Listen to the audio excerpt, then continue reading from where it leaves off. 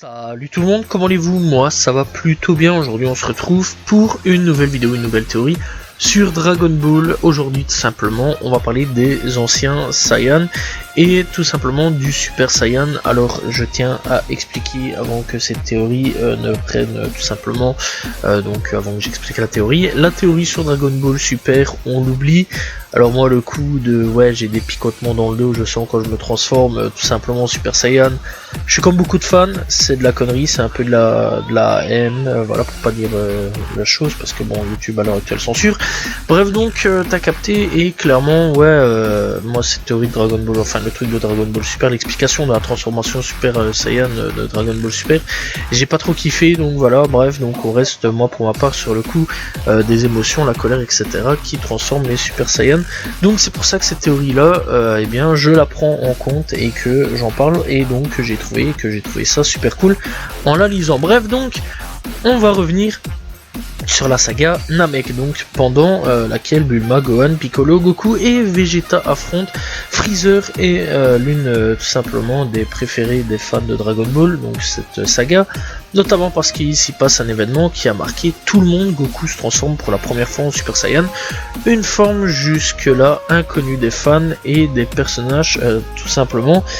Sa force augmente et ses cheveux deviennent dorés après tout simplement le meurtre de Krillin, son meilleur ami d'enfance, par Freezer. Alors je le rappelle tout simplement que tout ceci, donc le Super Saiyan a été créé parce que eh bien tout simplement l'assistant de Akira Toriyama en avait tout simplement marre de dessiner les cheveux noirs, donc voilà, et voulait un petit peu de changement, et donc voilà, Akira a tout simplement accepté. Bref, mais alors qu'aucun Super Saiyan n'est recensé depuis de très nombreuses années, puisqu'il faut le savoir que Freezer etc pensait que c'était tout simplement le Super Saiyan une légende à la base, voire tout simplement depuis la nuit des temps qu'il n'y a pas eu de transformation. Comment et pourquoi des guerriers tels que Goku et Vegeta et leurs enfants parviennent à se transformer à partir de ce moment là?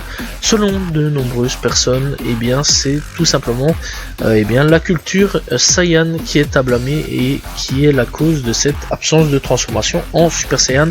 Elles sont liées à l'émotion et les Super Saiyan ont tout simplement passé de génération, des générations à être une armée sans émotion, des machines à tuer.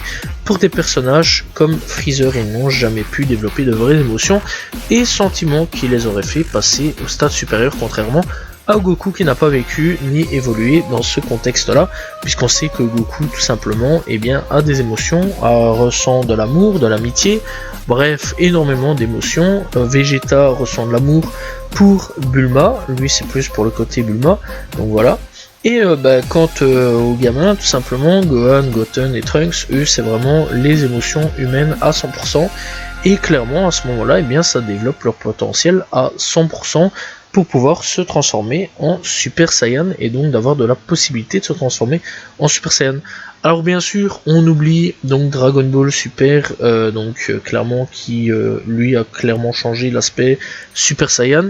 Donc voilà, on reprend tout simplement les anciennes habitudes de Dragon Ball Z, parce qu'on peut voir tout simplement dans le manga, si on relit bien le manga, comme on peut voir un petit peu l'anime, donc Dragon Ball et Dragon Ball Z, donc voilà, et bien quand on regarde que ce soit l'anime ou tout simplement le manga, on peut voir que c'est plus le côté émotionnel que le côté des picotements dans le dos qu'on ressent, et que là on sait qu'on se transforme en Super Saiyan ou autre.